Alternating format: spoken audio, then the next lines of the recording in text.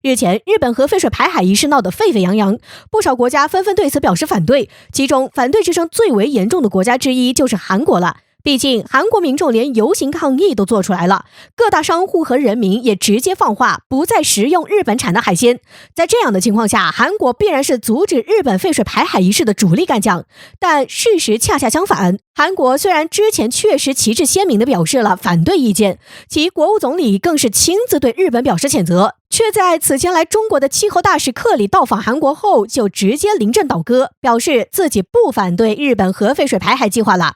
韩国为何突然临阵倒戈，不再阻止日本核废水排海计划？难道真是美国搞的鬼？究竟是不是美国搞的鬼很难说，毕竟没有确切的证据。但是美国嫌疑最大是板上钉钉的，毕竟美国总统的气候特使克里在访问中国后，马不停蹄的就立即赶往韩国，并且和韩国外交郑义溶对日本核废水排海一事进行了沟通。而沟通后，韩国就直接临阵倒戈了。韩国外长郑义溶还表示，如果日本按照国际原子能机构的标准排放核废水，那韩国也就没有必要坚持反对这个决定了。不过，韩国有3项要求，希望日本同意。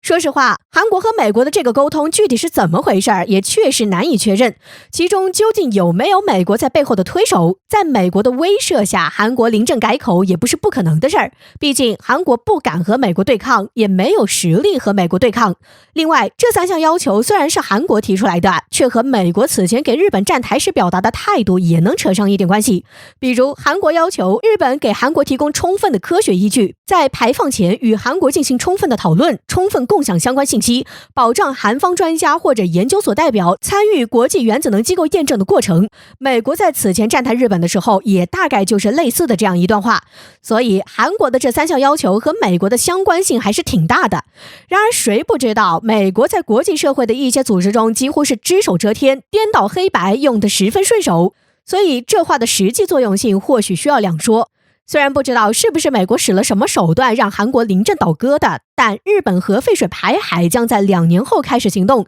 这件事依然需要制止。毕竟，即便日本说自己排放的是净化过的水，日本自己也依然不用，非要排出来，就这还能是什么好水？最后，亚洲海域最先受害的，也受害最严重的，就是紧邻日本的几位老邻居了。所以，韩国临阵倒戈这一下，让中国就成了仅剩挑大梁的了。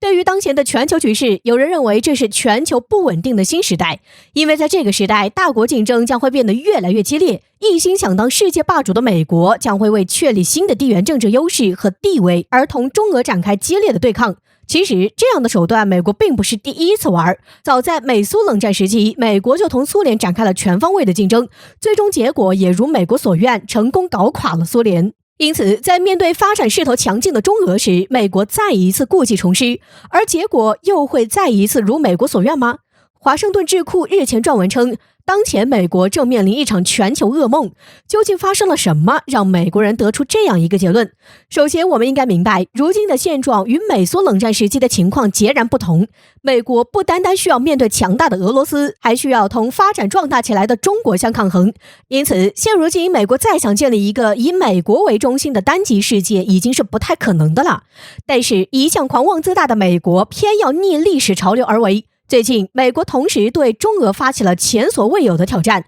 在欧洲，美国联合乌克兰、波兰、捷克等国家对俄罗斯展开了围攻。毫无疑问的是，这是一个非常危险的信号。面对美国的强烈打击，俄罗斯也是丝毫不示弱，在乌克兰边境地区集结10万大军。欧盟分析家表示，只需要一点火苗就能点燃乌克兰局势。而该次事件背后的幕后黑手，美国自然也不能全身而退。而在另一边的亚洲，美国也同样向中国发动了猛烈的进攻。最近，美国频频干涉中国内政，甚至还联合日本共同挑战中国最敏感的底线问题。分析人士指出，在这一问题上，中国已经把话说得很清楚，所以美国不断挑战这一底线，也意味着中美正处于翻脸的边缘。除此以外，美国军方还做出了一些更为危险的引战动作。据消息介绍称，日前美国空军4架 F-16战斗机以满载空空导弹的姿态在我国南部海域进行挑衅举动，显然这已经不再是一次简单的飞行侦察任务，更像是一次实战应急行动。可见，无论是对俄罗斯还是对中国来说，美国现在的行为注定是不可接受的。而如果美国再继续任意妄为，必将遭致中俄的一致反击。尽管中俄并不是所谓的盟友关系，但是在共同的敌人面前，中俄的步调也将会保持一致。一旦中俄同时行动，后果不堪设想。华盛顿特区智库如是担忧道，这同样将会成为拜登上任后面临的最重大考验。近段时间，日本首相菅义伟访美应该成为了日本政界高度关注的问题。而随着菅义伟访美之旅的结束，又有一个新的问题可能会引起日本国内的紧张和担忧，那就是中国会采取什么样的措施来惩罚日本在美日联合声明中公开表示要干涉中国内政以及插手台海问题的行为。很显然，日本深知自己的行为已经惹怒了中国，同时也有专家表示，中国不太可能回避在台问题上报复日本，而且中国已经手握多个选项能够威慑东京。事实上，正如专家所说，我国对于日本的威慑也确实是从多个方面进行的。除了在外交上对日本干涉我国内政的行为提出严厉警告之外，我国还派遣军机进入日本的防空识别区，以及让海警船在日本周边海域进行巡航执法等任务。更重要的是，我国近期还加强了在台海周边的军事部署。据台媒报道称，仅4月20号当天，我军就出动了9架军机飞往台海西南空域，其中包括了5架歼16战斗机、2架运8反潜机，以及运8远程干扰机和运8侦察机各1架。这些军机都在此区域进行着相应的侦察任务，并且我军军机执行类似任务已经累计18天了。不仅如此，我军东部战区空军某部队还出动了10余架轰6战机，开展了持续9个小时的实弹突击训练。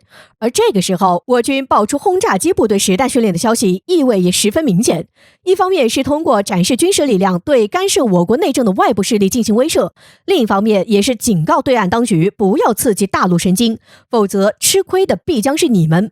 而事实证明，面对中国的威慑，日本果然心虚了。在日本外务省近日公布的一份美日首脑会谈纪要中，日本对台海问题只字未提，其他涉华内容也未见踪影。这显然是日本刻意而为之。对此，有分析人士认为，这是日本在向中国传递某种信号，暗示干涉台海问题只是日本被迫附和美国所做的决定。但是在我们看来，这只不过是日本耍的小伎俩，想借此来安抚中国。最后我们想说，无论日本现在作何举动，都已经掩盖不了他们与美国狼狈为奸的嘴脸。我国人也不用对日本抱有任何不切实际的幻想，同样美日也不必在台海问题上抱有幻想。任何人也不能阻挡两岸的统一，因为这是历史必然趋势。